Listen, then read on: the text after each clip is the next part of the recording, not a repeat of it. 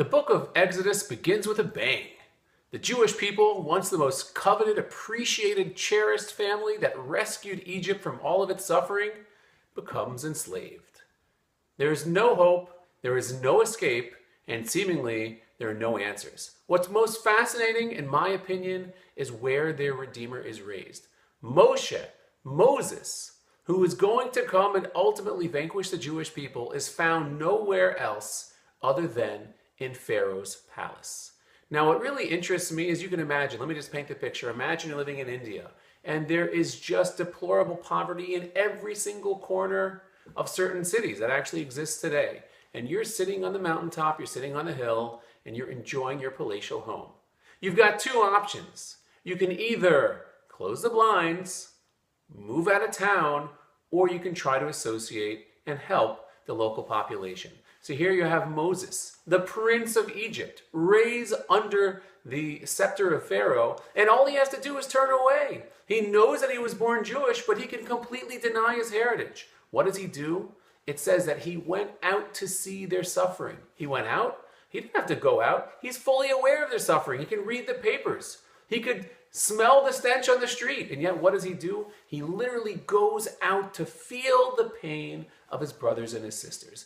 That is the making of a great leader. So you could say, Rabbi, what does that have to do with me? It's great that Moses did it, but what's the connection to me? And the answer is, if you want to be great, you can't just be great on your own. You have to be great when you're interacting with other people. I'll give you an example. In today's day and age, you want to go to the mall, you don't have to. Just order it on Amazon.com. Groceries, also you can order it. You don't have to interact with anybody, but you do, because you're part of society, and you have to learn how to relate to people. You know, I went through a fascinating exercise many, many years ago when I was studying in yeshiva, and the exercise was to learn that other people exist. Sometimes you could be on your cell phone, and guess what? You don't notice that there's a lady who's working at the cash register. You could go and say hello. Sometimes when you're going to the toll booth, instead of just having this hand jump out and give you money, you can actually say, "Hi, how are you? Thank you very much."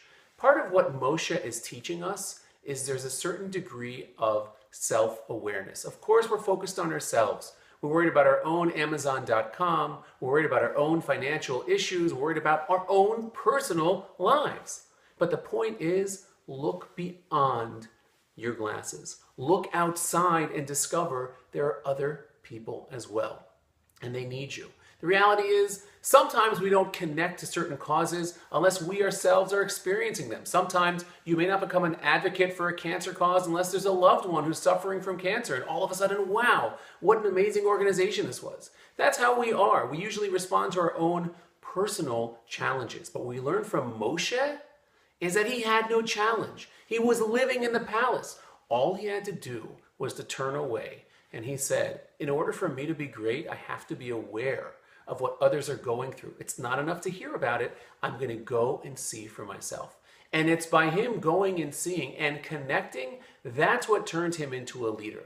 I think for us, we don't have to be the leader of Moses. We just have to go and be aware, be sensitive, give someone a kind smile, give them a hello. And in doing so, you become a part, once again, of society. You can embrace society. Once you start to recognize that there are other people out there, you can start to help them as well. And in doing so, that's where you can become great. And that's where, once again, it's not just about the me. It's not just about my palace. It's not just about my bank account. It's about everyone else that I can connect to. Have a great Shabbos.